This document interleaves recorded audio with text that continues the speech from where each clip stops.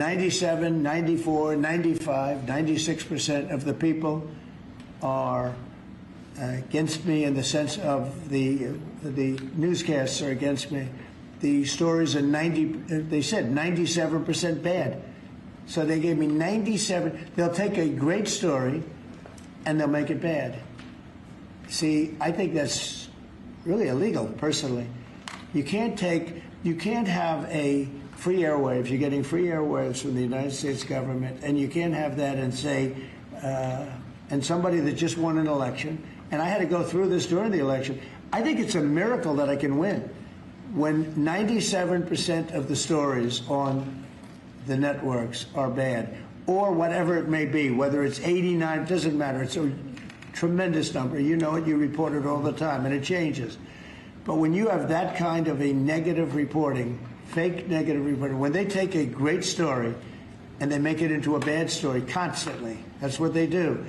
Look, 60 Minutes took Kamala's answer and they threw it out and they gave her a different answer so that she sounded competent. When things like that happen, George Slopadopoulos from your network, right? George Slopadopoulos had to pay $16 million to me because of what he said. And that's ABC. You had to pay more than that. Your network had to pay more than that. So I think it's very sad.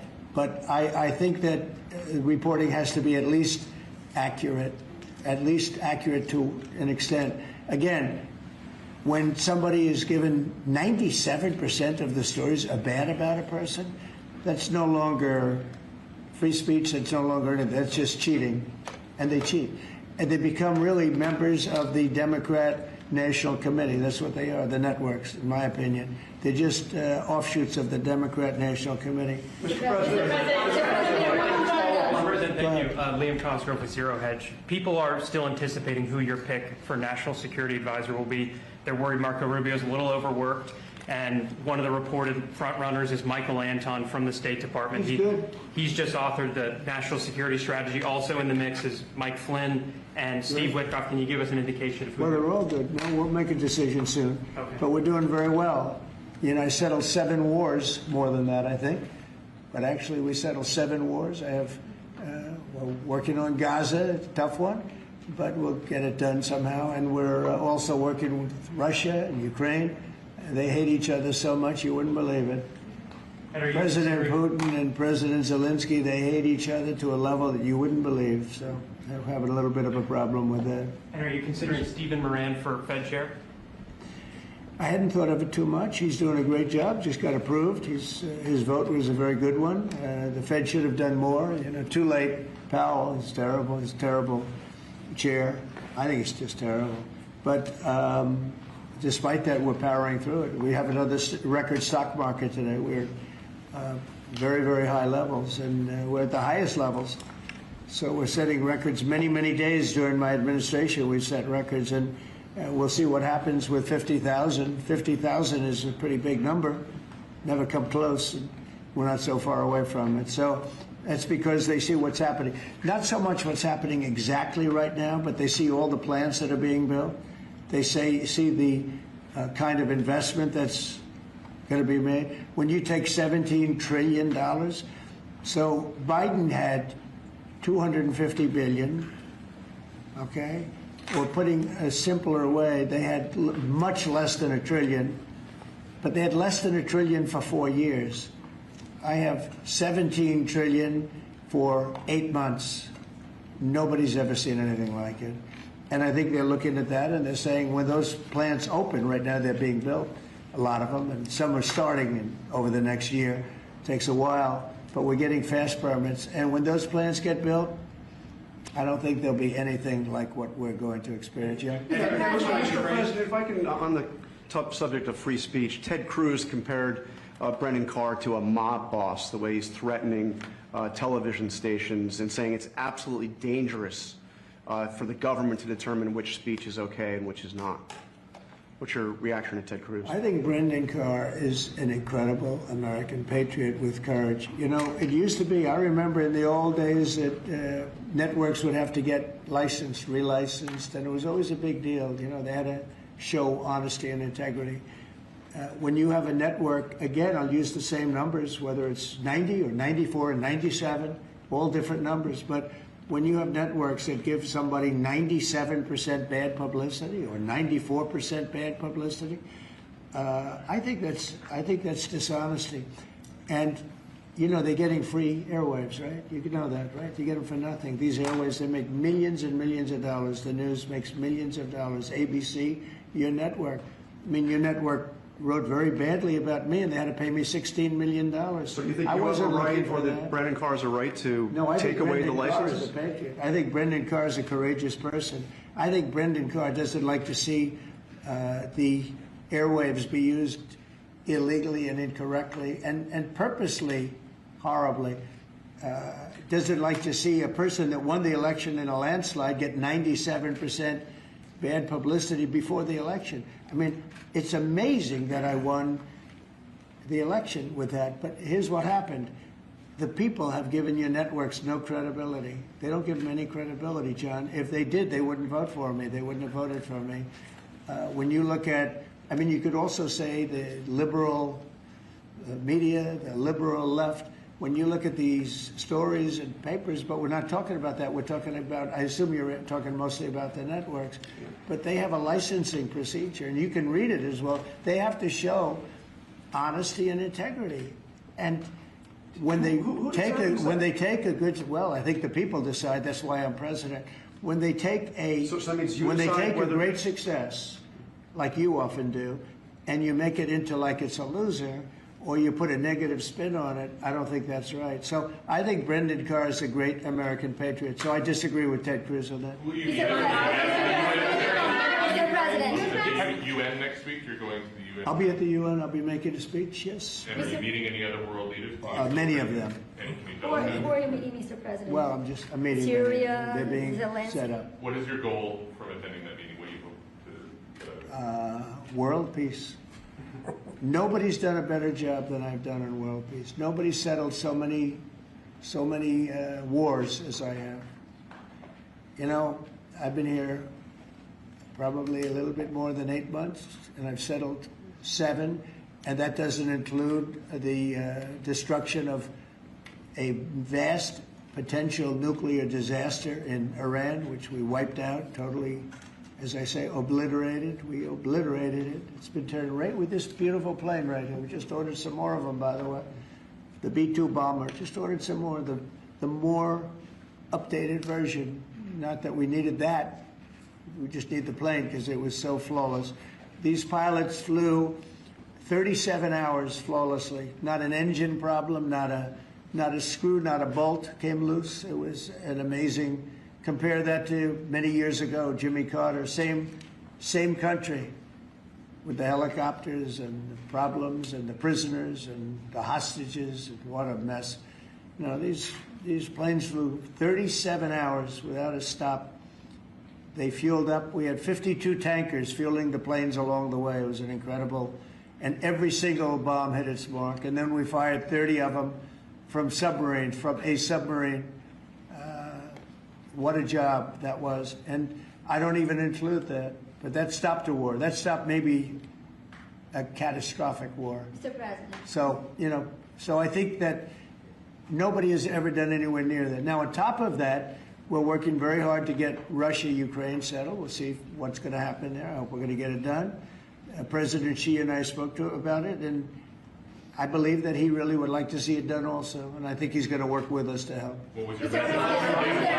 President, on the UN. What was your message to President Xi on the war in Ukraine? What are you asking? Well, it's the same as his message to me. He would like to see it done. He would like to see it. I believe he would like to see it ended, yes. I do believe. Mr. President, these 2 wars that you were talking about, Gaza and Ukraine, are escalating at the same time. You're going to take the stage at the UN, back at the stage after these years.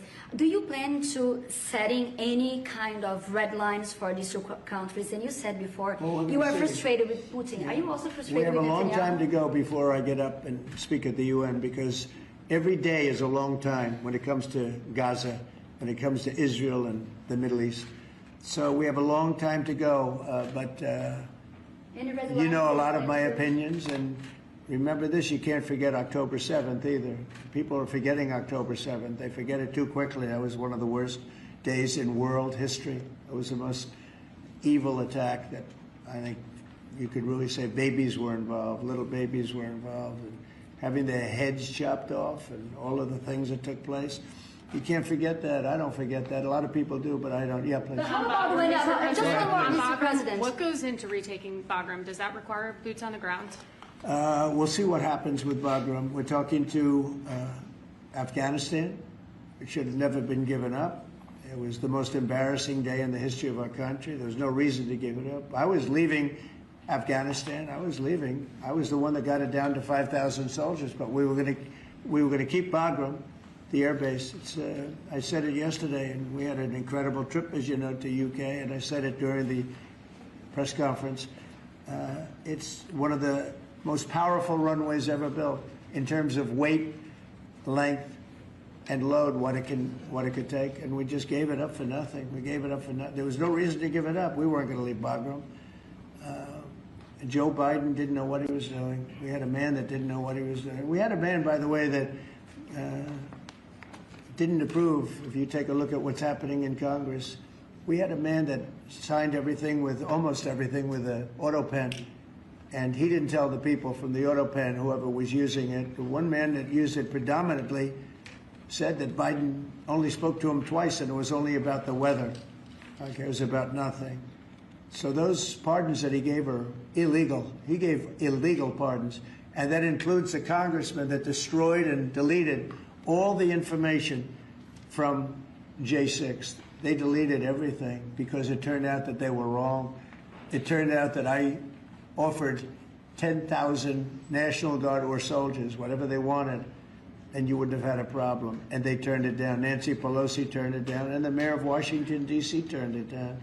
They deleted everything, and they destroyed it, illegally destroyed it. And Biden gave them a pardon. And Biden gave a lot of other people pardons that, frankly, would be in jail if it wasn't for those pardons. But those pardons now are illegal, according to just about everybody. What was you having On Letitia James, are you disappointed that the U.S. Attorney for the Eastern District of Virginia has not prosecuted Letitia James? Do you intend to fire him? Well, we're going to see what happens. I am not following it very closely. It looks to me like she's very guilty of something, but I really don't know. I know that the U.S. Attorney from the Eastern District, or from that district in Virginia, that he was approved by 2 Democrat senators who, in my opinion, are among the worst. And when I learned that 2 senators, Democrats, because as you know, it's very hard with the blue slip, it's very hard for a Republican to get somebody approved if you have 1 senator that's a Democrat because of an old custom. It's not a law, it's a custom. It's a ridiculous custom. But if you have a Democrat senator, you have to get that senator to approve. Well, in this case, we had 2.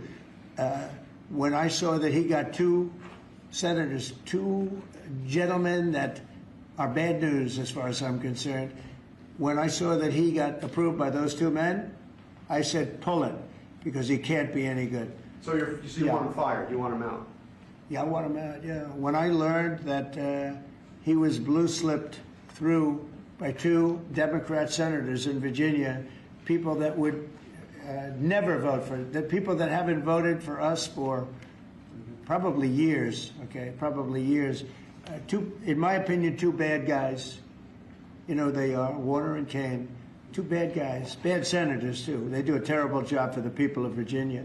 But when I saw that he got approved by these 2 terrible people that haven't voted, they just don't vote, no matter what it is, we could give them the greatest deal ever, and they still wouldn't vote. And they voted for this guy. And I have other people, judges, and I have U.S. attorneys from other states where I have the same situation, and they can't get approved. So when I learned that they voted for him, I said, I don't really want him. Okay.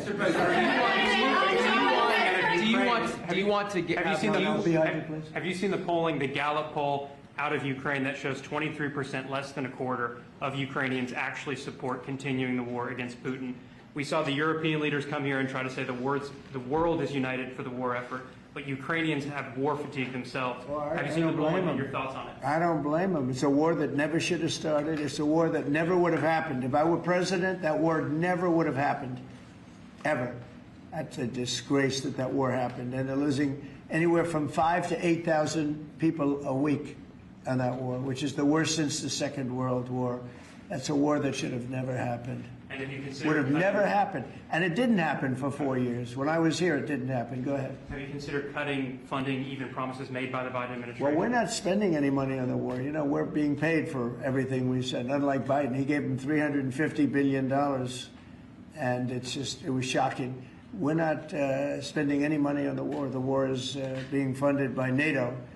NATO is buying our equipment. In fact, I don't want to make money on that war. I don't want to, but we are actually making money on that war because they're buying our equipment, as you know. But NATO, as you know, very important, is funding the entire thing. They're paying for the missiles, for the tanks. They're paying for anything that's sent over there. It goes to NATO, and then NATO does what they want with it. In this case, I guess they give it to Ukraine. It's a very sad war. It's a war that never should have happened. Mr. President, Going back to TikTok, could you tell me, is the U.S. government going to take a board seat in the company, and will the U.S. government get a board seat within the company? Well, we're going to announce that. Are you talking about TikTok? Yes, Yeah, TikTok. we're going to announce it. But it's a great deal for our country. It's a great deal for all of the young people in the country that wanted it. People generally.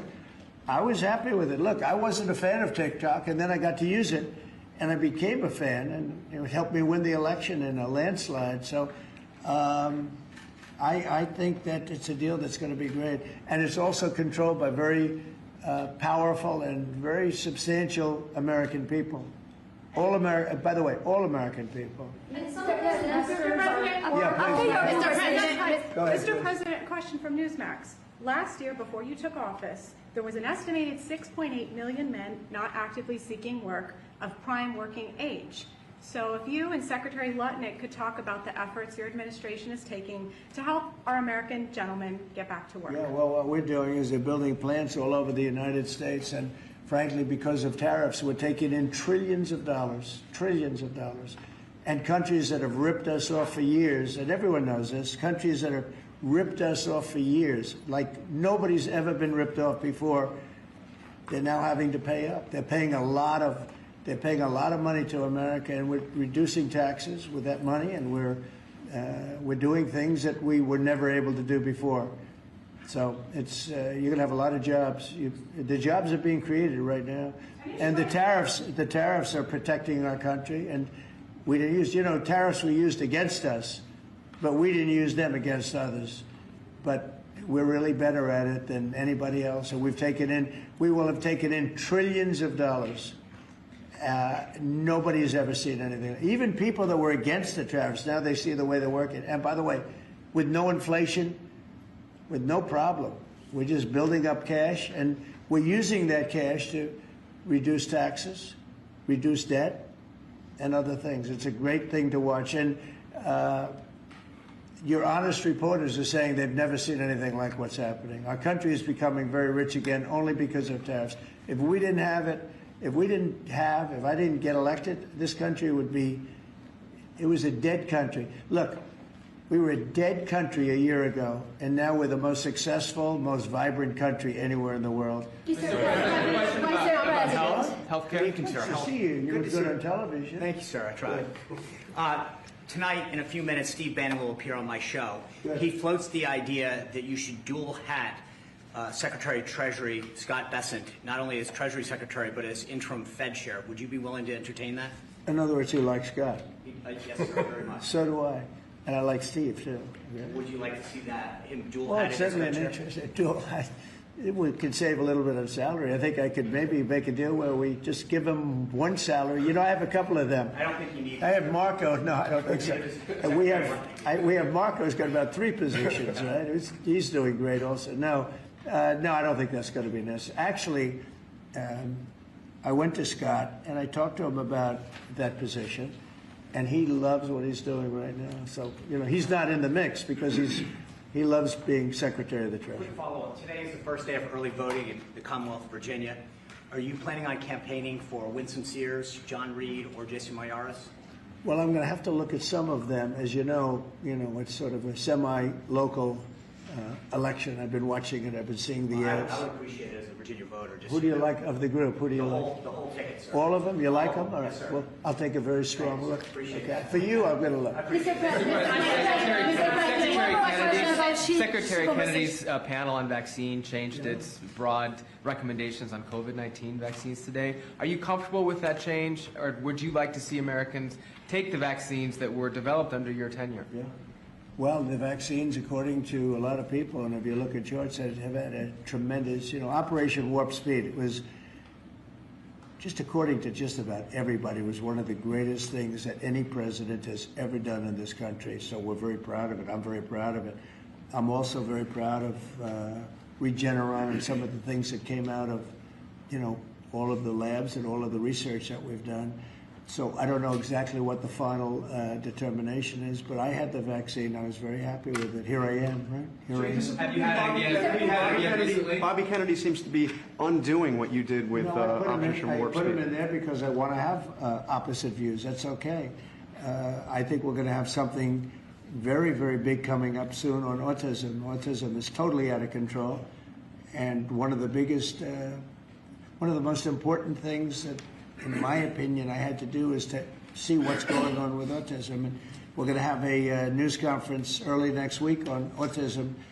And I think you're going to see some things that are amazing that we've learned that somebody else wouldn't have learned. It's out of control, autism, out of control. And I think we maybe have the reason why. But is Bobby Kennedy going too far in unwinding the vaccines? He's saying for older people. vaccines? Yeah, he's saying for older people. A lot of people agree with that. And but I can tell you this: Operation Warp Speed, one of the greatest things a president has ever done for this country. And you can say the world, because when we came up with that vaccine, the whole world opened up. But I put Bobby there as somebody that will go either way. I want the facts, but I also look at facts from Pfizer, where they spent a lot of money, and the other drug companies, they spent a lot of money on finding out the results after the fact, and the results were amazingly good. Mr. President, after your conversation, I'm wondering if you've seen the video put out by former Israeli hostages. It's addressed to you. One is a widow of one that died, and these are people who are freed thanks to you. But they're actually encouraging you to force a ceasefire, force Netanyahu to a ceasefire, and they didn't address it to him because they think you're the one who might actually listen to them and get it done. They're worried that the hostages who are still there are more at risk if the war continues. Your thoughts on it? They might be. They also, maybe they'll be freed because of that. You never know how it's going to look. War, I was saying, yes. War, a lot of strange things happen. A lot of results take place that you would never think were going to happen. As you know, I was able to get most of the hostages out. We're down to 20, and we have 32 dead people. You know that. We have 32, maybe more, 38, but between 32 and 38 people that were dead, mostly young people. And I've dealt with some of the parents.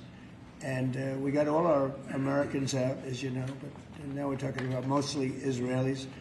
But I dealt with parents, I spoke to parents, and they want the body of their son, I believe in almost all cases sons, but they want the body of their cherished, beautiful son. They want the body back as much as though he were alive. It's so sad to see. But I've dealt with the mothers and fathers. Please, sir, please, the body of my son. They know he's dead, and they just want him back. They want him back as much as though he's alive. I mean, it's very terrible, and we have very close to 40 bodies that are included in the whole thing. But we have 20, probably 20 that are living. It might be a little bit less because a couple of things. Look, young people don't die, okay? They just don't die. They can take a lot, but a lot of people died in these horrible tunnels. They're mostly in the tunnels. I know a lot about it. I got them out. But I always said the last 20, when you get down to the last 10 or 20, it's going to be very tough. It's a nasty situation. You can't forget October 7th.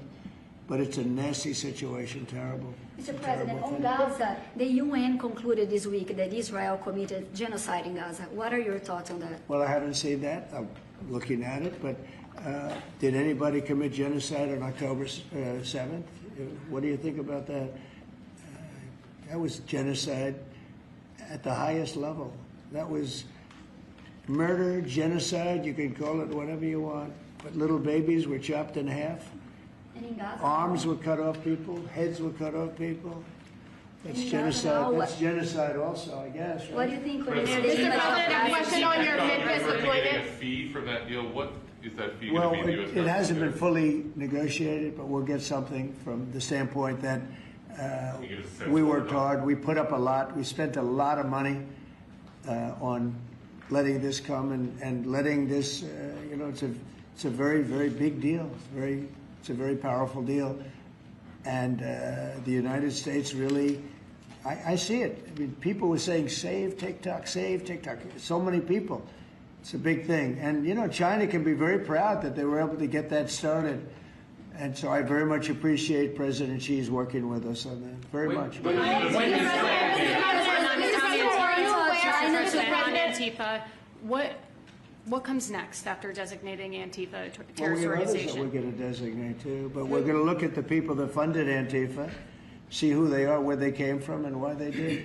Have you seen Portland at all? Have you taken a look what's happening in Portland? It's, I mean, this has been going on for years. It's just people out of control. They're crazy. We're going to stop that very soon. We have to get rid of a couple of other problems first. We're going to get rid of the problems in Memphis where you can't even walk a block without getting shot. We're going to get rid of the problems in Chicago. Chicago's a great city and we have to save it. We have to save it. I told you I had the head of the Union Pacific Railroad in my office and I said, so what do you think? You go to every city. You have railroads in you are the biggest railroad, beautiful railroad. He's a great guy. I said, what do you think? He said, sir, save Chicago. Don't let it go down. Save it. The way he said it was so meaningful to me. It was like terrible. In a way, it was terrible. Save Chicago. Who would ever think that we'd be sitting here talking about saving Chicago? Chicago's a great city. They have a terrible mayor. Terrible. He's at like 5% approval rating. He's an incompetent person. They have an incompetent governor, in my opinion. He's incompetent. 11 people get shot, and he says crime isn't a good shot. I mean, they're losing 4, 5, 6 people a week, getting killed by bullets, by knives. And then he says how wonderful it is, Chicago. So, well, it might be wonderful for him. I think they're afraid. Look, he's not a stupid guy. I really believe they're afraid to say, politically, I guess, from an ideology standpoint, from a democratic standpoint, he is afraid to say the fact that they have a very unsafe, very dangerous city. He should say, I'm going to call President Donald Trump and I'm going to ask him to send in the troops, to send in the National Guard and clean this hellhole up. Because Chicago can be a great city again. I'll tell you what, Washington, D.C. is a great place again. It's booming. And the restaurants are booming. And 6 months ago, 7 months ago, nobody could go outside. And even just walking around the White House, people here are thanking me for what I've done. They're thanking me. They're saying thank you. I almost know what they mean because they can walk to work. And even when they took Uber and they took other forms of transportation, they felt unsafe because the car was hijacked while they're in there. They take a car and it's being hijacked as they get into the car. And they did that for safety. And now we have a safe place. You know, we've taken 1,500 people out of career criminals have been taken out of Washington, D.C. And we weren't very nice about it. What do you think?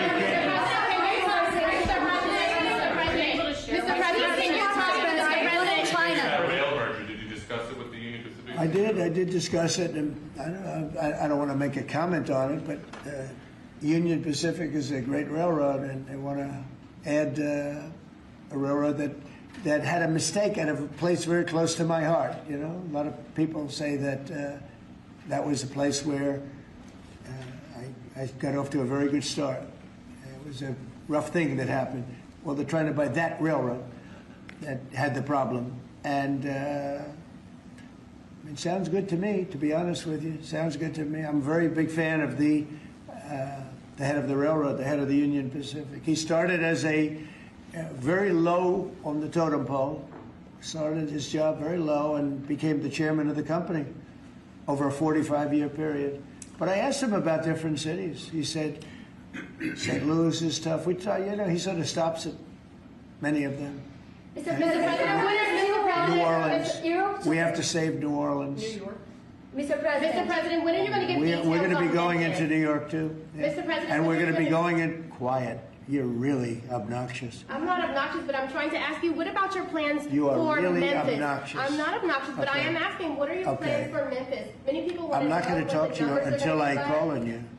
What are your plans for So, Memphis, who Mr. else? Yeah, President? go ahead. Yeah, I just want to settle this free speech question, because you've said that you restored free speech in America. Yeah. Is that free speech including for people who are harshly critical of you, for your political opponents, for people who say things you don't like? I've become immune treat to you it. unfairly? I've become immune to it. There's never been a person that's had more unfair publicity than me, and that's why your network paid me $15 million, or $16 million, I believe, to be exact, George Slopadopoulos. And that's why CBS paid me a lot of money, too. And that's why I sued the New York Times 2 days ago for a lot of money. Because I'm winning. I mean, I'm winning the cases. And the reason I'm winning is because you're guilty, John. You're guilty. ABC is a terrible network, a very unfair network, and you should be ashamed of yourself. NBC is equally bad. I don't know who's worse. I think they're equally bad. And, for you to stand there and act so innocent and ask me a question like that. But look, you paid a big price because you were dishonest, John. The reason I won that lawsuit was because you were dishonest. You were proven to be dishonest. And so you can't sit back and just say, oh, well, what do you think? Like you're some wonderful person. You're not a wonderful person. Frankly, you're a terrible reporter. You know it, and so do I. Okay. Mr. President, can you talk about why the deficit party Here's what we're going to do. We're going to talk about something that's going to reduce our taxes greatly, that's going to hopefully bring some great people into our country. As you know, right now nobody's coming in because we've succeeded in closing. We've closed the border very successfully. I think you will agree. We had nobody come in for the last few months. I mean, it was actually said zero. Even I can't believe zero, but the numbers are put out by very impartial people or people that have a tendency to be on the left. And they actually said for the last 3 months, nobody came in. We have a very strong border.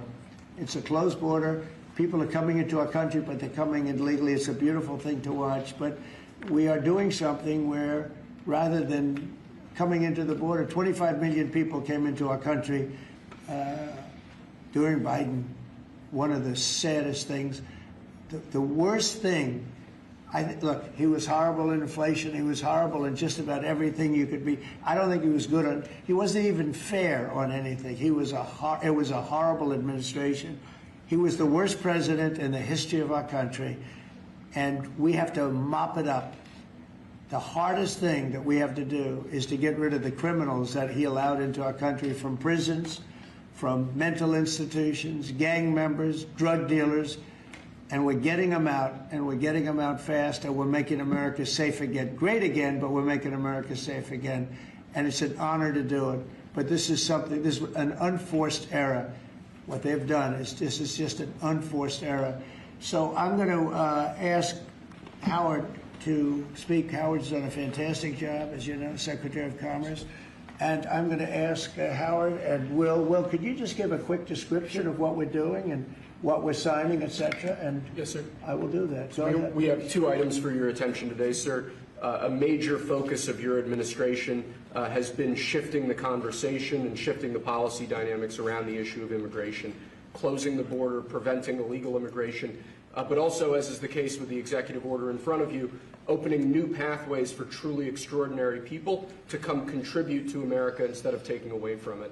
So this executive order is entitled the Gold Card. It will set up a new pathway, a new visa pathway for foreigners of extraordinary ability who are committed to supporting the United States, for a payment of $1 million to the U.S. Treasury, or if a corporation is sponsoring them, $2 million by that corporation, and that will give them access to expedited visa treatment as part of this new Gold Card program. And one of the biggest problems we have is that people, they go to the best schools and they do great and they get great marks, and then they're thrown out of the country. You're not allowed to stay. This way, a corporation will be able, sort of like a signing bonus in baseball or football, a corporation will be able to get them to stay in the country. And I think it's going to be tremendously successful. Howard, would you say a few words about it, please? Sure. So historically, the employment-based Green Card program let in 281,000 people a year. And those people, on average, earned $66,000 a year on average, and they were 5 times more likely to go on assistance programs of the government. So we were taking in the bottom quartile, below the average American. It was illogical. The only country in the world that was taking in the bottom quartile. So what we are doing now is we are going to stop doing that. We're going to only take extraordinary people at the very top. Instead of people trying to take the jobs from Americans, they're going to create businesses and create jobs for Americans. And this program will raise more than $100 billion for the Treasury of the United States of America. Which we'll use for cutting taxes and paying down debt. We think it's going to be very successful. Essentially, we're having people come in, people that in many cases, I guess, are very successful or whatever, and they're coming in, they're going to spend a lot of money to come in, they're going to pay as opposed to walking over the borders, and they may come from jails, prisons, and everything else. These people don't. They're very productive people, and they're going to pay $1 million. The corporation is going to pay $2 million, and it's going to raise billions of dollars, billions and billions of dollars, which is going to go to reduce taxes, pay off debt, and other good things. So I think it's going to be very successful. Mr. President, what? The big techs, are the big techs on board with this decision? You just what's going to, well, I wish you'd speak more clearly. I really do. Give it to me again. Are the big techs, the CEOs, on board with this decision? Big techs? Big techs. Did you talk to them about this? Yeah, big tech. Yeah, it's big tech. It's every company. It's big tech. It's big tech. It's big everything. Okay. It's a company. I said it's not a tech company. It's tech companies and everything else. It's companies having a hard time getting people to be able to stay in the country. It's very difficult. Now, if you want to walk through the border, you can have no problem. People say, well, the best way to come in is walk right through the border. But they can't do that anymore because under our administration, the border is totally closed. You can only come in if you come in legally, and that's the way it's been, and that's the way it should be. And we're taking a lot of people out of the country that are here from prisons, from jails, from mental institutions, and even insane asylums, people that are crazy. We're taking them out of the country. We're getting them out of the country because you can't have a country like that. And I tell you, Christie and Tom Holman and all of the people that have worked so hard on this, they've done an unbelievable job. And I think we're getting great marks for it. People feel safe. Washington, D.C. is just the beginning. We brought the numbers down in Chicago a little bit by having the FBI in there for the last 5 months. We brought the numbers down in Memphis a little bit, but now we're going for the big one. Now we're going to go for the big one. But we set ourselves up very well in Chicago, Memphis, New Orleans a little bit, going in early just to see what was happening. We study it. We're studying the site. It's sort of like war. I mean, I hate to tell you, it's like war. Some of these people are really bad. They're really, really sick people. They're dangerous people. They're killers. They're murderers, drug dealers, and you can't have it. You can't have a country like that. It's so beautiful to see at Washington, D.C., that people are walking down the middle of the street, and they're going to restaurants, and you are too. And half of you were mugged. I mean, I don't know if she's here now. I don't see her, but some people were badly mugged that were reporters. 2 of the people right standing in the back of the room were mugged, and not going to have that anymore. And if you look at the crime stats in Washington, D.C., you have a safe place again. They were afraid to go to a restaurant because the restaurant would be held up while they're having dinner. And so they'd be mugged going there, and assuming they escape the mugging, they go to the restaurant and then they're held up. This is how bad it's been. Yeah. To follow up on the visa question, I think this may be the next thing that you're signing, but for the H-1B visa action that you're doing It's going to today, be next. We'll talk about that. you're very close to the technology Yeah. CEOs. Are they concerned about that? I think they're going to be very happy. Everyone's going to be happy. And we're going to be able to keep people in our country that are going to be very productive people. And in many cases, these companies are going to pay a lot of money for that. And they're very happy about it. Okay, we'll talk about that next, all right? Okay.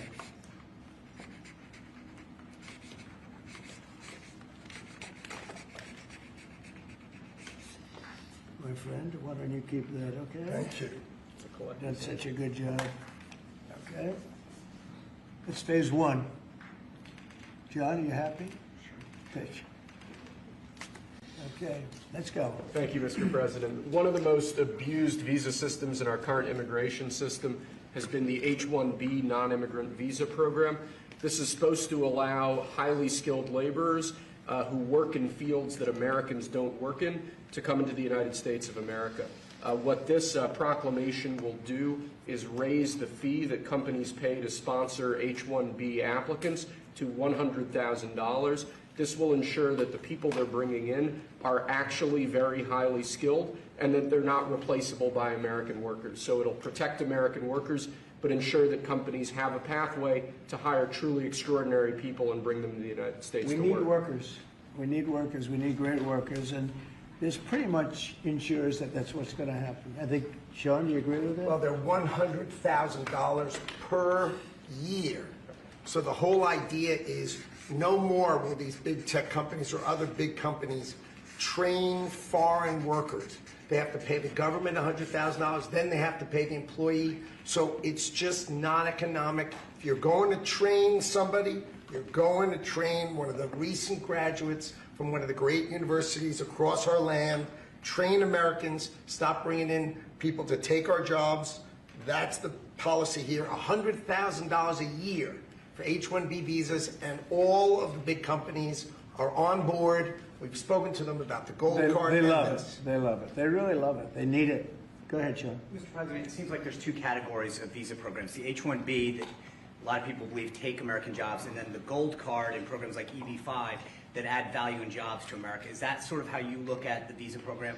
Well, ideally, look, if somebody's got the people, they're not going to want to spend $100,000 as an example in your second category. So it's not taking jobs. And we need certain jobs. We need certain skilled jobs that we don't have. But they won't be taking jobs because, you know, ideally the people aren't going to want to. They're not going to investing in America and creating jobs. Right. So that's what I'm asking. They're really investing. It seems like in you have two categories. One, Secretary Lutnick's, the gold card and EB-5 that create jobs, add investment, and then there's other ones that seem to take, you know, whether it's a J1 and O or an H-1B that take U.S. jobs. Yeah, it's pretty correct. I mean, I would say that's a correct assessment. But the main thing is we're going to have great people coming in, and they're going to be paying. I mean, it's wonderful to say, oh, gee, we took in 25 million people that, look, many criminals, jails were opened from Venezuela, from many other countries, and they were let out of jail and poured into our country, our poor country, how it suffered with this stupid president that we had and the stupid people that surrounded him right around this desk, these liberal, crazy people that have destroyed, they could have destroyed. If we didn't win this election, our country would have been dead. Our country was dead. Think of it. And I've said this, the king of Saudi Arabia said, your country was dead 1 year. They thought it was dead. This country couldn't have survived another year of those people running it. And now we have the hottest country anywhere in the world. Think of that. And this is going to help. And we're taking in hundreds of billions of dollars. This will be taken in, the gold card will be taking in hundreds of billions of dollars. And companies will be able to keep some people that they need. You know, they need people of expertise, great expertise. And I think it's going to be a fantastic thing. And we're going to take that money and we're going to reduce taxes. We're going to reduce debt. We have a very, very strong country. We assuming everything works out great with the lawsuit that we have a lawsuit that's inspired by foreign countries that ripped us off for 25 years. But assuming we win that, we hopefully win it in the Supreme Court of the United States. We have a country that no stopping us. We're rich, we'll be rich, we can take care of poor people, we can take care of our military, we can take care of everything. We can take care of beyond the country, we can help take care of the world. That we don't, it'll just be the same struggle that we've had for years where other countries charged us tariffs and they ripped us off. Our country has been ripped off more than any country in the history of the world. And now we're doing what we have to do.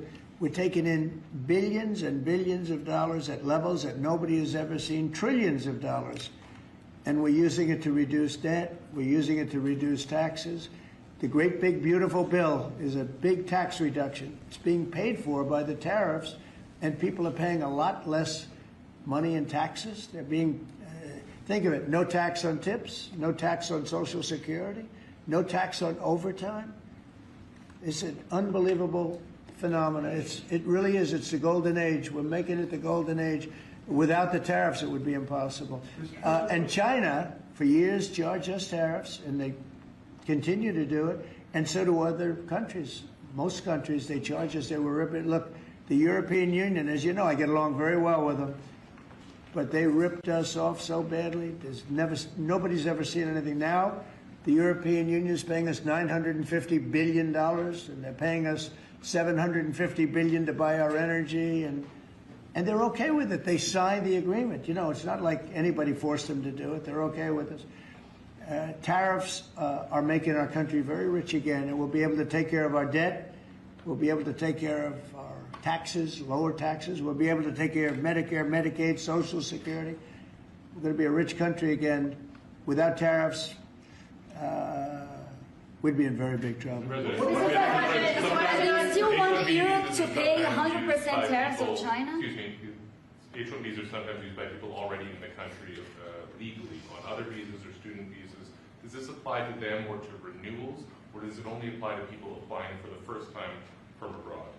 Renewals, first times, the company needs to decide, is that person valuable enough to have a $100,000 a year payment to the government, or they should head home and they should go hire an American. The whole idea, it's annual, and it's for total, it can be a total of 6 years. So $100,000 a year, so either the person is very valuable to the company and America, or they're going to depart and the company's going to hire an American, and that's the point of immigration. Hire Americans and make sure the people coming in are the top people. Stop the nonsense of letting people just come into this country on these visas that were given away for free. President is crystal clear. Valuable people only for America. Stop the nonsense. And remember, the country, it's just a fee, right? yeah, Fee to America. the country would rather not have to pay $100,000, but and they'd rather, how do you do that? You hire Americans. So there's an incentive to hire American. But there may be instances where it's better off doing it through expertise or whatever it may be. But they're both unbelievable, whether it's a gold card or anything else that we talked about today. And that includes talking about freedom of speech, because our country has been decimated by bad people, very bad people, people that love crime. They love crime. Explain it to me. They don't want to have our military go in and save lives. But when you go and ask the people, do you mind having the National Guard come in if it meant safety? They look at the question like, what's wrong? What kind of a stupid question is that? Of course they do. We're going to have a safe country again. We're not going to have people shot, 11 people shot. Think of it. In Chicago, over a period of 6 or 7 weeks, 55 people were murdered. And then you have a governor saying how wonderful it is. It's not wonderful. It's very unsafe. There's not a place in the world. You go outside, you go to Afghanistan, you go to different places all over the world that you hear about. It's 20% of what's happening in places like Chicago. And you think of them as unsafe. Mexico City, it's a tough place, dangerous place. The crime rate is lower. Think of it. What's happening to our country? We're not going to let it happen. And I think I got elected largely for that reason. So we're going to have a safe country again. We're going to have a great country again. We're doing unbelievably. We have the highest stock market in history. We have the most investment we've ever had, ever, as a country coming in. And we're very simple. You know, they said, how'd you get elected? I got elected because I'm going to make America great again. That's what we're doing. We're making America great again. Thank you very much, everybody. Thank you, press. Thank you, press. Thanks, guys. We'll go out the door right there. Thank you. Thanks, guys. Thank you. Let's go. Let's go. Right out this way. Thank you. Thanks, guys. Let's go. Let's move. Thanks, guys. We're out. Thank you, press. Thank you. Keep going. Keep going.